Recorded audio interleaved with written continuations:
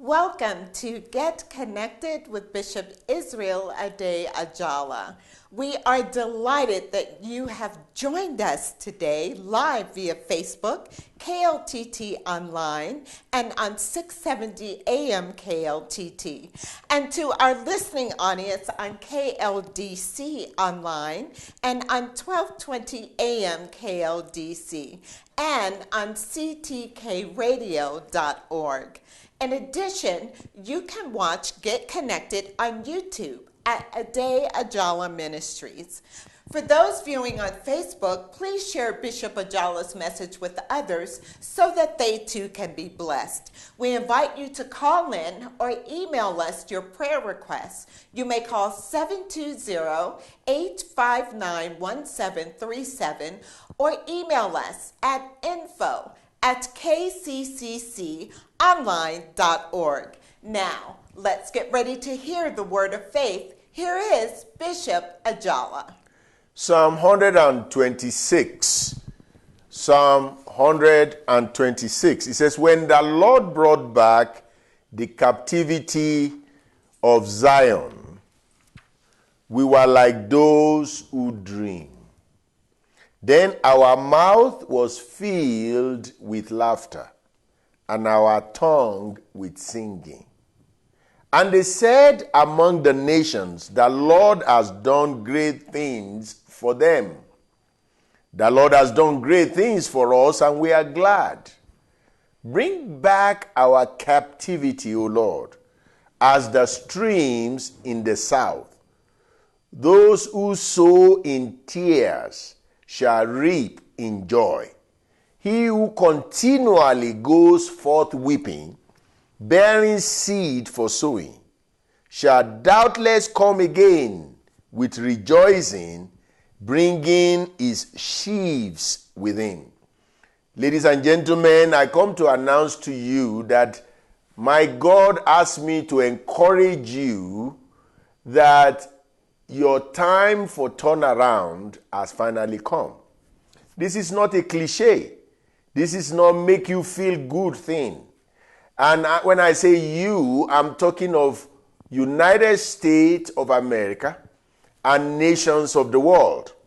I have been very, very careful in making sure that you know where I stand when it comes to all these politics that has been going around and that is making people sick.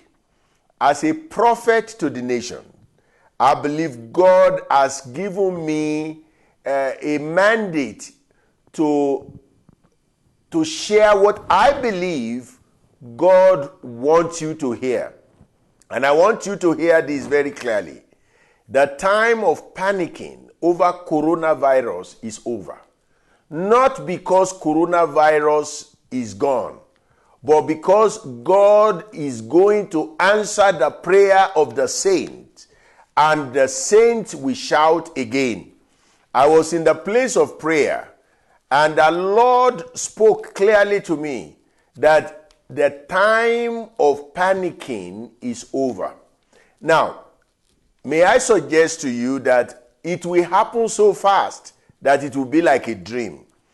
Now, let's look at the passage here. I really try as much as possible not to mix my opinion with it. If I tell you how I feel, let me first of all share this with you. This is how personally I feel. I feel the church has let you down, you people of God. I believe that many pastors, especially here in America, we have let you down.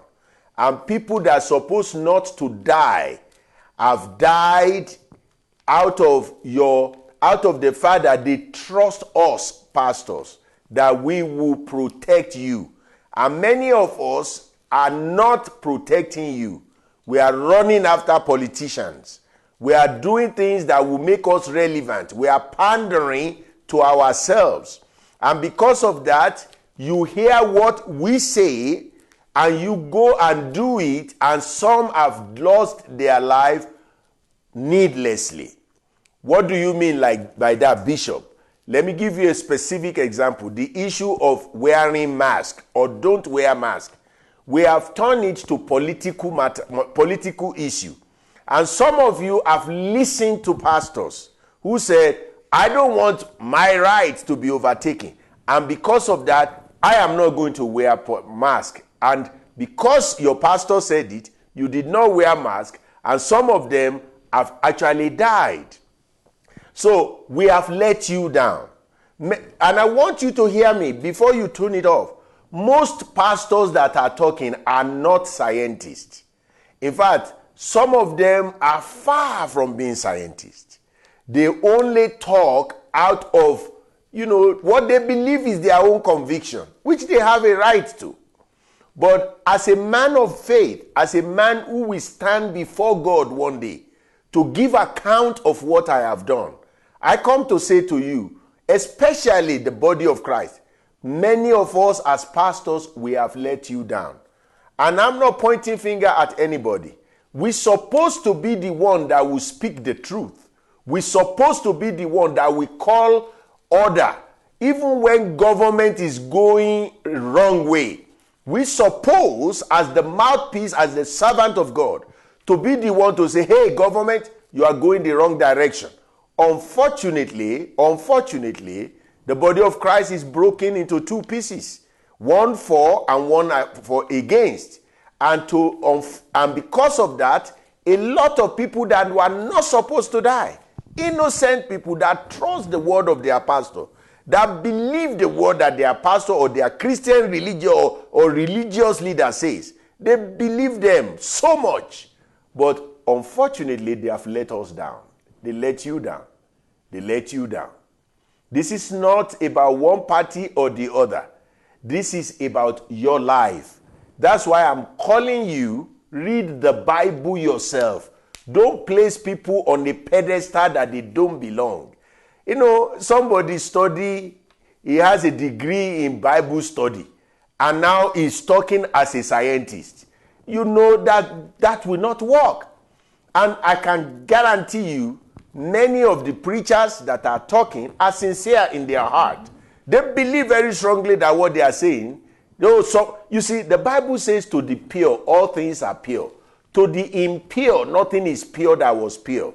Listen, wear mask. If you don't wear mask, if anything happens, you can't blame God. You cannot say, God, why didn't you protect me? God will say, you didn't listen to the people I sent to you. The issue of mask should not be a political matter at all. And all those people that are shouting, my country, my this, my that, the day you die, we will see what will happen. Life will continue. Let me tell you what we need to be more involved in.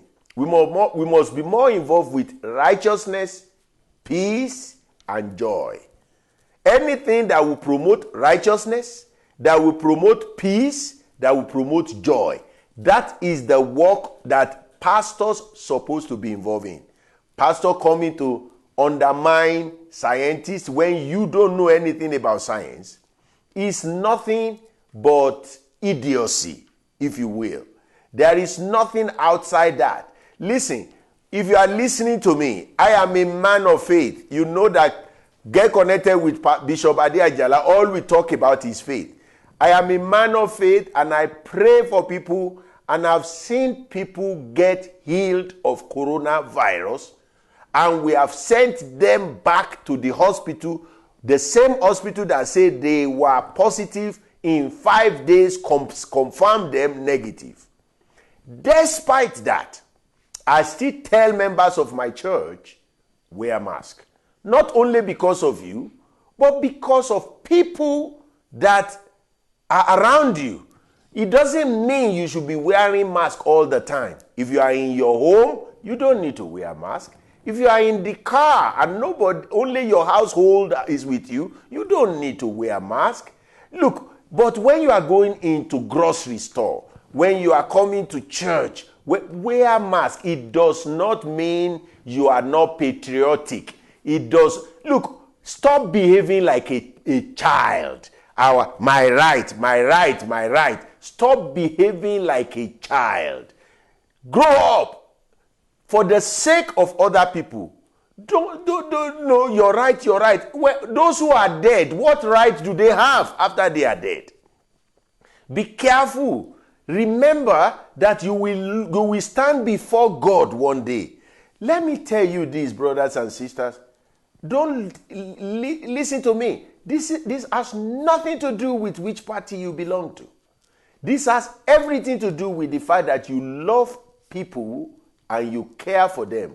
Let's even accept, let's believe very in our heart that one party is wrong. Our goal is reconciliation. Our goal is to pray, to make sure we have joy, peace, and righteousness. That's our goal. It shouldn't be any other thing. Hear me and hear me well. When the children of Israel were going through their challenges, there were a lot of prophets that were coming. One prophet said, this will only last us a few days. This will only happen until prophet Jeremiah came. Jeremiah came and he said, this is going to be a long stay. I want you to buy land. I want you to have children. I want you to increase. You know why? He said, you will be here for 70 years. But there are prophets that were talking against Jeremiah. Many of them, they were condemning him. You are not the only prophet in the land. In fact, some of them says, let's attack him with our tongue. And they attacked Jeremiah. It was so bad that Jeremiah said, God, if you don't do something, I will not preach in your name anymore. I will not talk about you anymore. Then after he said that, he said, but your word is like fire in my bone. I can't stop talking about it. I know even me as I'm talking to you, there has been some of my friends that said, just stick to the gospel. Don't talk about that. You are allowing people to die and it does not bother you. And you are a shepherd. God will ask for their blood from you. If you, look, let's even say the scientist is exaggerating. But they are on the side of caution. They are on the side of, I would rather be on the side of caution than to say, this is my right. This is what right will you have if you are in the mortuary? Let love prevail. Let love prevail. It is no longer about politics. It's no longer about people anymore. It's now about your ego. It's about your ego. It's now about who is wrong or who is right. May I suggest to you, the kingdom of God is not who is wrong or who is right. The kingdom of God is joy, peace, and righteousness in the Holy Ghost. That's the kingdom of God. Righteousness, peace, and joy in the Holy Ghost. That's the kingdom of God. If you are a believer, if you are a Christian, you must do everything that promotes those three things. Righteousness, peace, and joy in the Holy Ghost. If it's not promoting those, brothers and sisters, you have left your first love. And I'm talking specifically today to pastors all over the world, whether in America. I even know that also in Nigeria, there are some pastors, and in Africa. Oh, why should they? You may have faith, and your faith can move mountain. Does everyone in your church have the same faith? And the just shall live by his faith. Science is what God has given to natural man to protect them from unnecessary death. That's what the job of medicine is. But there is a place of faith. Faith is spiritual for people who have grown in their walk with God. And you can't lord your faith on somebody else. When you do that, you are doing exactly what the ISIS was doing. And we all is against that. I want to challenge you today. God is about to change the story of the world. There shall be joy again. There shall be peace again. But this is my fear. My fear is that many churches will have lost relevance. That people will not listen to you anymore because you have misrepresented the word of God. You have misrepresented the Bible. And people who have lost loved ones will never look at you and think you are a man of God or a woman of God. They will look at you as a man who only wants to protect the amount of tithe and offering that comes to the church. That's the way they look at it. I beg you in the name of Jesus, if you are a pastor, you are a bishop, whatever your name is, for the sake of the people that Christ died for, let's take it easy. Let them obey the scientist. I'll be right back. Wow. Thank you, Bishop, for that loving and yet direct word on your time for turnaround. It has finally come. We'll be back with more of that powerful word in just a few moments. But first, we want to remind you that Kingdom Connection Christian Center is now open for in-person services. Yes, our services on Sundays are at 8:30 a.m., 10 a.m., and 11:30 a.m. All of our in-person services will follow CDC guidelines, including our services on Wednesdays and Fridays at 7 p.m. Today at Kingdom Connection, you can receive free groceries at our free grocery drive-through and walk-up. You are welcome to come from 1 to 5 p.m. on Thursdays, and today we will be there until 2 p.m. Kingdom Connection is located at 1391 Oswego Street in Aurora, Colorado. We are off of Colfax and Oswego Streets. Also, you can join us live on live stream for all of our services. You can join us on Facebook at Bishop Israel Ade Ajala and on YouTube at Ade Ajala Ministries. Join us tonight at 7 p.m. Again, Sundays at 8:30, 10 a.m., and 11:30 a.m. And we want to see you there, whether it's at our in-person services or joining us online. You can support this radio ministry to reach more people by going to adeajala.org. That's ADEAJALA.org and click on donate. Every donation is tax deductible. Bishop, that was a masterful word and one that we need to hear, that the body of Christ needs to hear. Bishop, I'd like to hone in if I can, regarding what you shared directly about and concerning pastors, that they have let their congregations down. And Yes. you specifically explained why. Yes. So, Bishop, here is my question. How do we reach these pastors? The pastors that have led their congregation Yes. down. This is the point. The Holy Spirit will reach them for us. Amen. The Holy Spirit will reach them for us. You see, the problem we are having is many of them have big microphone. Many of them have bigger microphone. Okay. They have megaphone, let's put it that way. They have platform where they are talking. And what they are defending truly is their bottom line, which is money. It's no longer about saving lives as far as they are concerned. And it's not even about gospel of Christ anymore. They have made it personal. It has become we versus them. And when they do that, they've lost the sense of their calling.